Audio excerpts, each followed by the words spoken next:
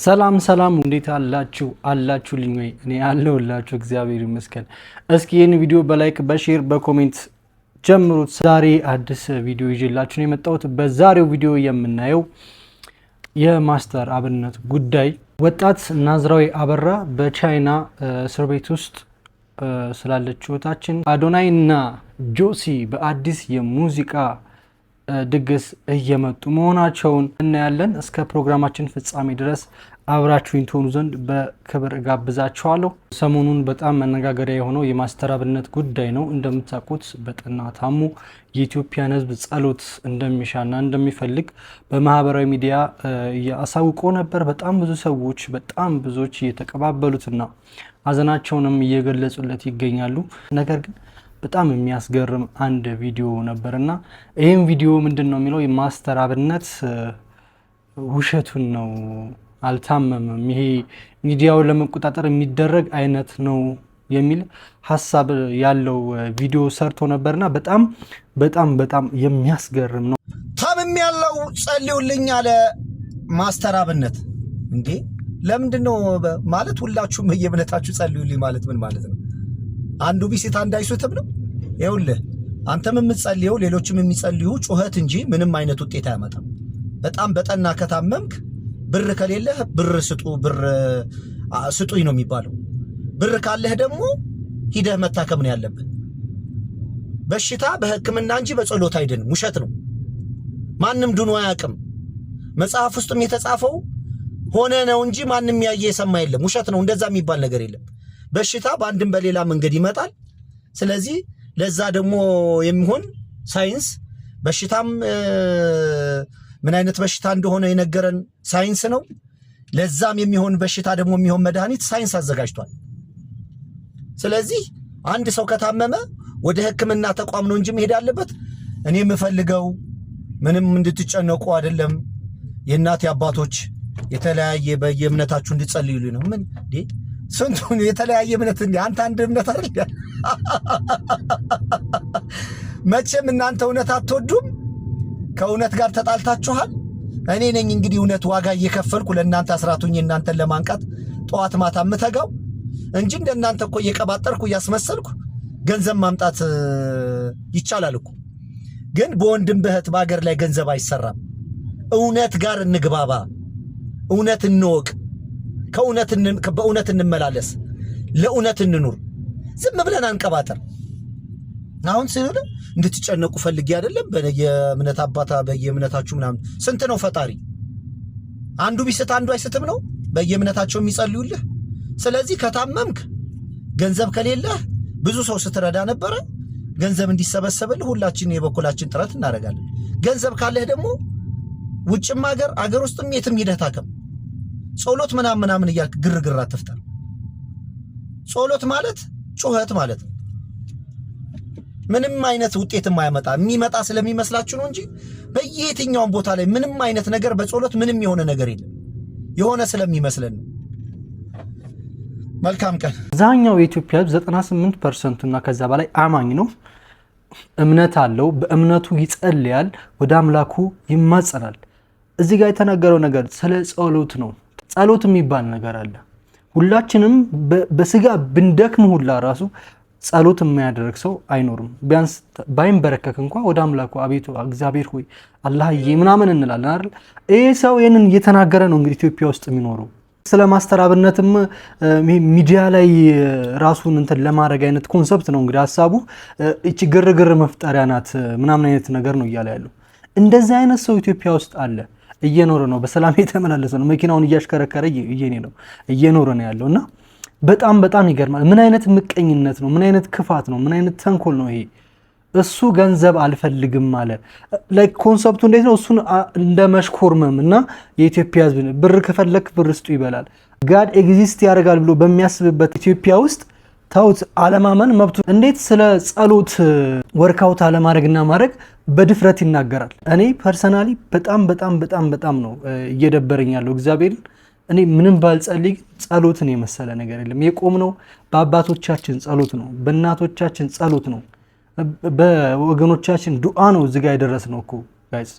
እና የሰውዬ ሀግ ሊባል ሊቆጡት ይገባልና በጣም የሚገርመኝ ነገር ይሄ ሰው ካሁን በፊትም ሚዲያ ላይ እየቀረበ ስለ ጋድ ኤግዚስቴንሻሊዝም ያወራ ነበረ። እግዚአብሔር ኤግዚስት አያደርግም እያለ ድራፍትን ኃጢአት ነው የሚል እግዚአብሔር አያቀኝም አላቀውም ካድኩትን ይሄው በአደባባይ ዛሬ ክርስቶስ ለኔ ምንም ማለት አይደለም። ጀስት ሰው ነው። የሆነ ጊዜ ነበረ ሞቷል፣ በቃ አለቀ። መጽሐፍ ቅዱስ ላይ ያለውን ክራይስት አትቀበለው። ብትቀበለውማ ሁሉንም መጽሐፍ ቅዱስ ላይ ያለውን ያልኩ ለዚህ ነው። ይሄ ሃይማኖቱ ጊዜ መከላከያን ነው ማምነው። ጸሎት አይሰራም። የሆነ ነገሮች እንዲሳካልን የምንፈልግ ከሆነ መስራት ነው። ቅድም ስናወራ ኢየሱስ ክርስቶስ ሞቶ ተወግዷል ብለሃል። ራስ አንተ ተራራ ወጥቼ ጸልያለሁ፣ ጾም ጸሎት ይዣለሁ። ጸሎት በየትኛውም ህይወቴ ላይ አንድ ነገር አምጥቶ አያውቅም። ሰይጣን ምናምን አንሰል ለምንድን ነው ያልጠፋው እሱ ነገር? እስካሁን አለ። በቃ ይቀጠቀጣል፣ በቃ ሊጠፋ አልቻለም።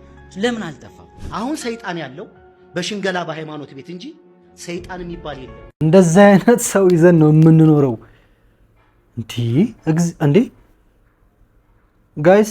ሰው የሐሳብ ነፃነትና የማመን ያለማመን ነፃነት አለው። ነገር ግን እንዴት በሚዲያ ላይ ወጥቶ እንደዚህ ጋጠወጥ የሆነ ንግግር የሰውን እምነት የሰውን ሃይማኖት የሚነካ ንግግር ተናግሮ ዝም ተብሎ መንቀሳቀስ ቻለ?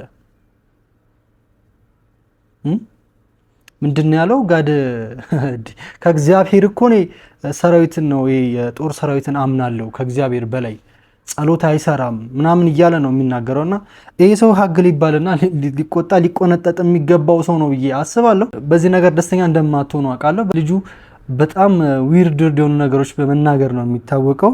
ዓለም ፍትሃዊ እንዳልሆነች ነው የምታዩት። እኔ እንግዲህ የፈለገ ሰው ቢኖር ማስተር አብነት ላይ እጁን ይጠቁማል እጁን ያነሳል የሚል ሀሳብ አልነበረኝም።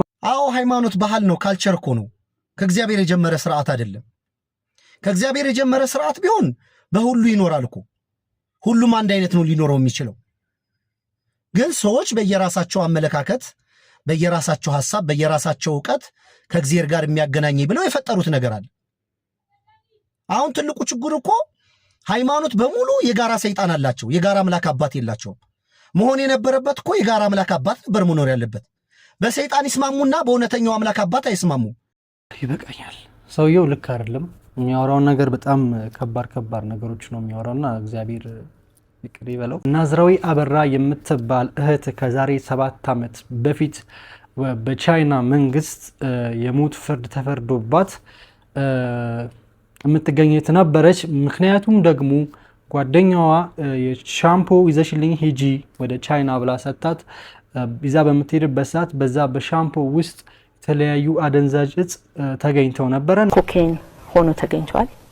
95% ሲጣራ ኮኬን እና በግራም ደረጃ ሳይሆን በኪሎግራሞች ደረጃ መሆኑን ባለፈው አርብ ግን የተገኘው እቃ ሻምፑ ምን እንደሆነ አማውንቱ ምን ያህል እንደሆነ የቻይና መርማሪዎች ደርሰውበት ኮኬን ሆኖ ተገኝቷል። 95% ሲጣራ ኮኬን እና በግራም ደረጃ ሳይሆን በኪሎግራሞች ደረጃ መሆኑን ለኮንስላቱ በቃል አሳውቀዋል። እንግዲህ አሁን እዛ ቡክ መደረጉን ነገረችኝ። ኦኬ እንደደረሽ ደውይልኝ፣ እጅሽ ላይ ምን ያህል ገንዘብ አለ ለሚለው 1000 የአሜሪካን ዶላር ይዣለሁ አለችኝ። ኦኬ ብዙ ገንዘብ መስሎሽ ነው? ይሄንን ተነጋገርን። 3-4 ቀን ብቻ ቆይታ እንደምትመለስ ጓደኛዋ እንዳልሄደችና እዛም እቃ ለሰው መስጠት እንዳለባት ያንን ሜንሽን አድርጋልኛለች ስናወራ እና ያንን ተነጋገርን። ጠበኳት ልትደርስ ትችላለች በሚለው ሰዓት እና መስመር ላይ አላየኋትም ስልኳን። ከዛ ለቤተሰብ ደወልኩ እና እንዴት ነው ናዝራዊት ደወለች ወይ? ሁሉም ሰው አለመደወሏን ነገረን። ከዛ ያው ወደ ኢትዮጵያ አየር መንገድም ተደወለ። ከቦሌ አየር ማረፊያ በሰላም ማለፏን ተነገረን። የሚቀጥለው ዴስቲኔሽኗ ጓንዙ ኤርፖርት ነበር። አንድ ወንድማችን ለኢትዮጵያ አየር መንገድ ካፕቴን ነው። እሱ የዛኑ ቀን ማታ አውርቼው ነበር። እሱ ቻይና ነበር። አዲስ አበባ እንዳረፈ እሱንም አለርት አረኩት። ጓንዙ ያለው ኤርፖርት ደውሎ ስላለው ነገር ጠየቀ ማለት ነው እዛ ላሉት ኢትዮጵያውያን እና ናዝራዊት አበራ የምትባል በፈሳሽ መልክ አደንዛዥ እጽ ይዛ ተገኝታ ማረፊያ ቤት ውስጥ ትገኛለች ብሎ ያው የመጀመሪያው የሰማንበት መንገድ ያ ነው። ናዝራዊት አበራ እህታችን የተከዳችው በጓደኛ ነው። የቅርብ ጓደኛዋ ናት። ማር ያለባችሁ ነገር ማንንም ሰው አትመኑ።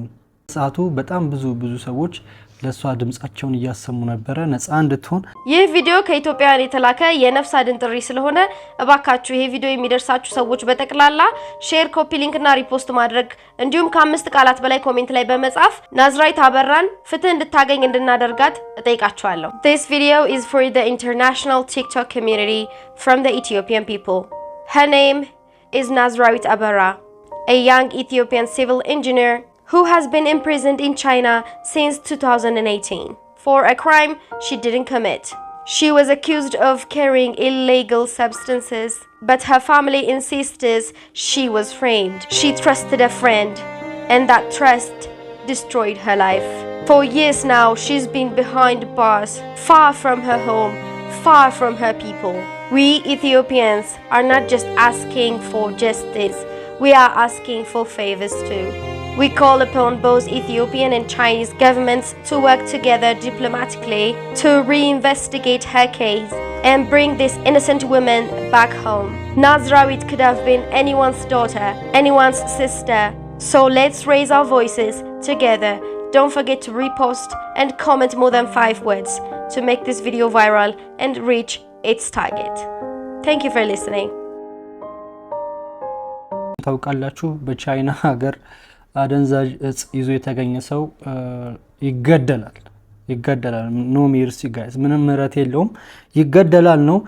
ነገር ግን መንግስትና የቻይና መንግስትና የኢትዮጵያ መንግስት ይሄ ገቨርንመንቱ በሚለው ሳይሆን ላይክ ፊበር ላይክ እንደ ውለታ ተቆጥሮ ልጅቷን ሰዎች እንዳሳሳቷት አስበው ልጅቷን ቢፈቱልን የሚሉ ድምጾች በጣም እየተሰሙ ነበር።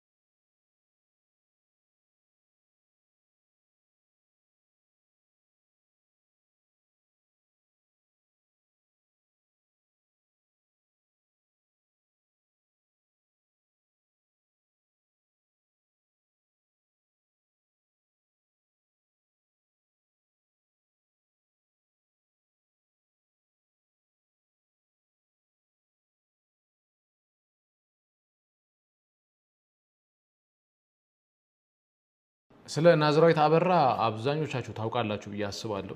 ናዝራዊት አበራ ማለት የዛሬ ኦልሞስት 7 ዓመት አካባቢ ከአደንዛዥ እጽ ጋር ተያይዞ በቻይና ሀገር ተይዛ እስካሁን ድረስ እዛው በእስር ላይ የምትገኝ እህታችን ነች። ማለት ታሪኳን ሲሰሙት በጣም ነው የሚያሳዝነው። ያኔ ፍትህ ለናዝራዊት የሚል እንቅስቃሴ ነበርና በሰዓቱ እሁድን በኢቢኤስ ላይ ቤተሰቦቿና የቅርብ ጓደኞቿ ቀርበው ነበር። ይሄኛው ቪዲዮ ማለት ነው። ገብታችሁ እዩት። በጣም የሚያሳዝን ታሪክ ነው ያላት እና አሁን ላይ ደግሞ አንዳንድ መረጃዎችና ምንጮች እየወጡ ነው።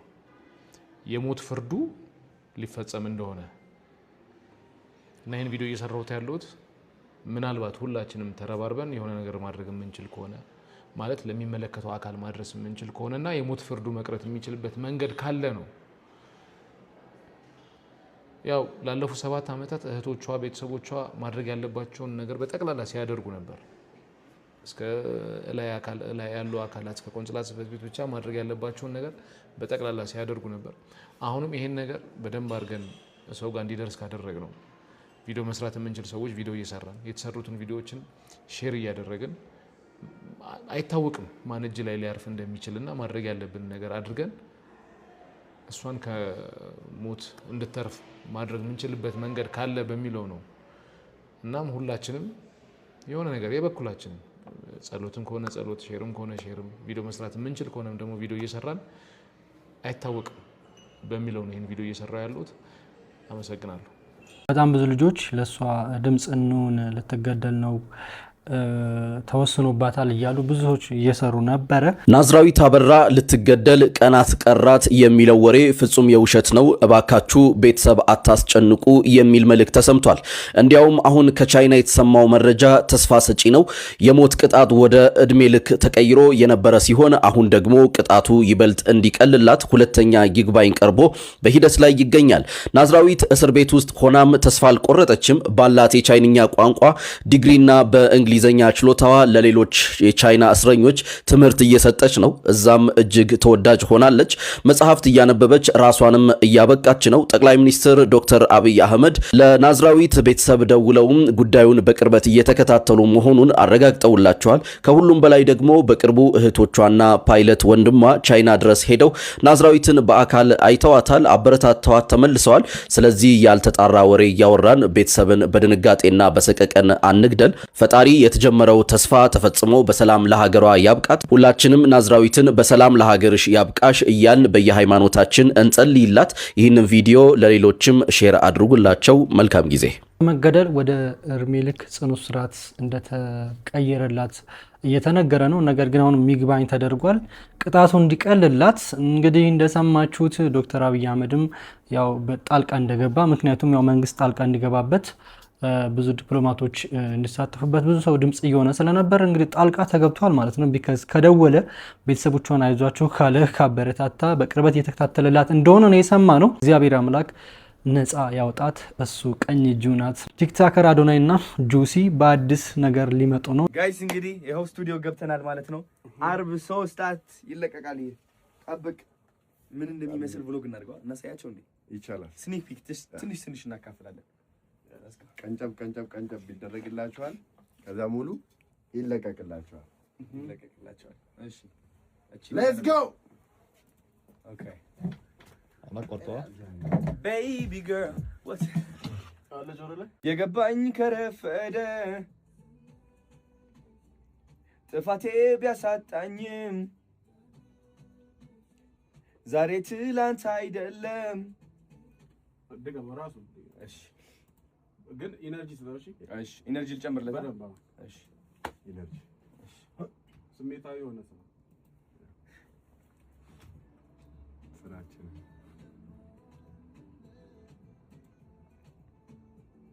በደሌ እንዳጎደለኝ የገባኝ ከረፈደ ጥፋቴ ቢያሳጣኝም ዛሬ ትላንት አይደለም። አንድ ነገር እሺ የበለጠ ጫው ልበል። አይ ስሜት ስጠው። ቃሉን ባታስብ አሪፍ ነው። ስሜቱ ላይ ፎከስ ላይ እሺ በደል አይ እዛው ዜማ ውስጥ አሌክስ አሊታባል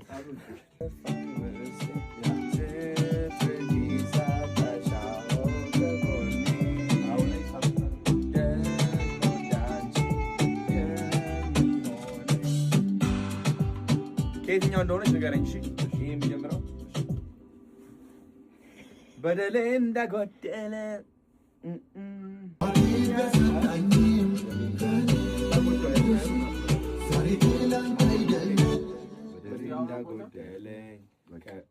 ከፍቅርሽ ሌላ ነው። ገባኝ ከረፈደ ዛሬ ትላንት አይደለም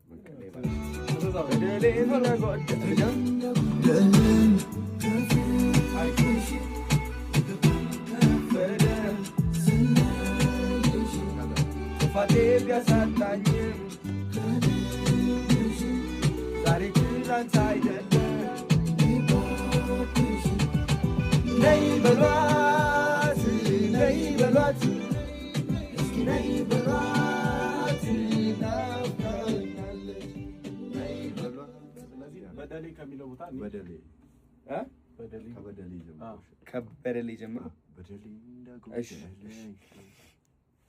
ጋይስ ጨርሰናል። ስቱዲዮ አለቀ። አሁን ወደ ቀረጻ ዓርብ 3 ሰዓት ቃል ገብተናል። ጨርሰናል። እንግዲህ ድምጽ ያለው ሁሉ ይስፈን ይላል መጽሐፍ ቅዱስ ሲናገር። በቃ ድምጽ ካላችሁ መዝፈን ነው። በቃ ላይክ ቫይራል ከሆናችሁ ድምጽ ነው። በቃ እንዴ ያው ድምጽ ያለው ሰው ይስፈን፣ ድምጽ ያለው ሰው ይስፈን። ይመቻቸው። ጥበብነቷን ካጣች ቆይታለች። ያው ማየት ነው እንግዲህ ማየት ነው።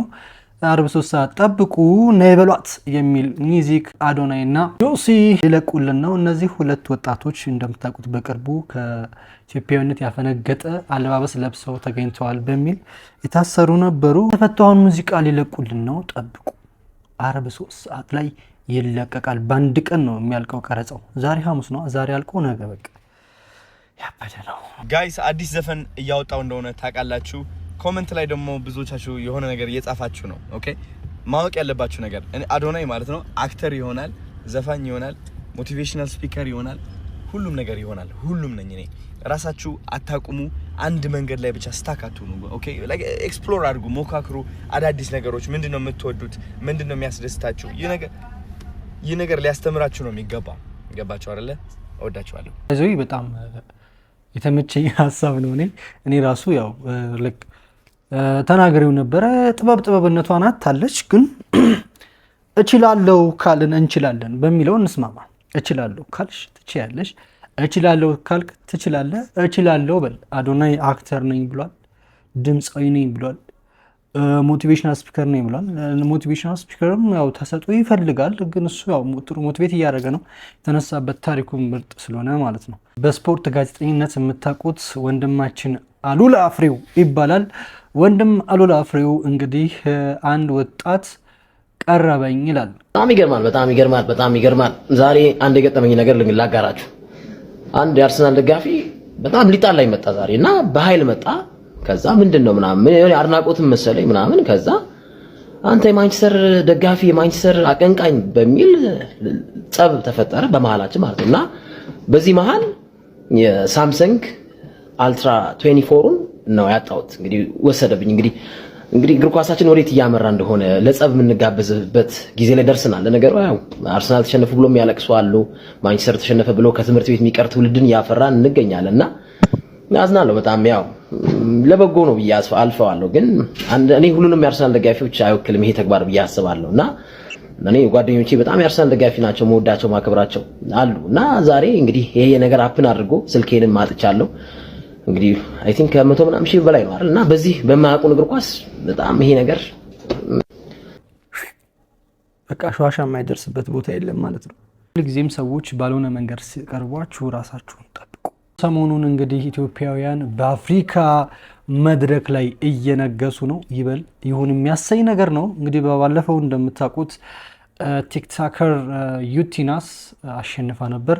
አሁን ደግሞ ድምፃዊት ቬሮኒካ አዳነ ትልቅ መድረክ ላይ 2 ዋንጫ አሸንፋለች። በታንዛኒያ በተካሄደው የ2025 የዚኮሞ አፍሪካ አዋርድ ላይ በ4 ዘርፎች የታጨችው እህታችን ድምፃዊት ቬሮኒካ አዳነ በሁለቱ አሸንፋለች። ያሸነፈችውም እንግዲህ የዓመቱ ምርጥ ሴት ድምፃዊና ምርጥ የስራ አፈጻጸም ያሳየች ድምፃዊ በሚል ነው።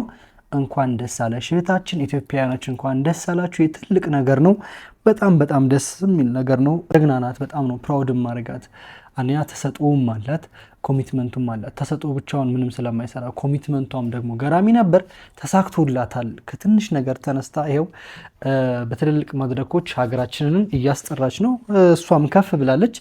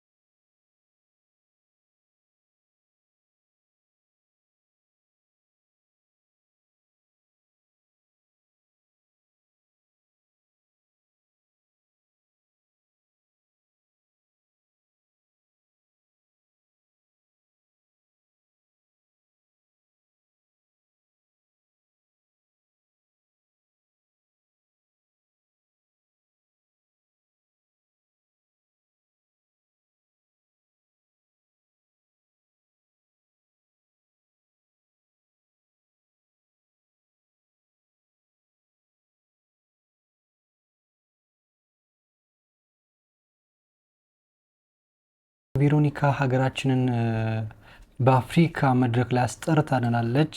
በጣም ነው ደስ የሚለው። ይህ ትልቅ መባረክ ነው። just like blessing guys። የዛሬው ቪዲዮአችን ይህንን ይመስል ነበረ። በሌላ ጊዜ ከሌላ ፕሮግራም ጋር እስከምንገናኝ ድረስ እናንተንም ሀገራችንንም ሰላም ያድርግልን። ሰብስክራይብ ማድረጋችሁን አትርሱ ጋይስ። በጣም ብዙ ኦዲየንሶቼ ሰብስክራይብ ያደርጉ አይደለም። እስኪ ሰብስክራይብ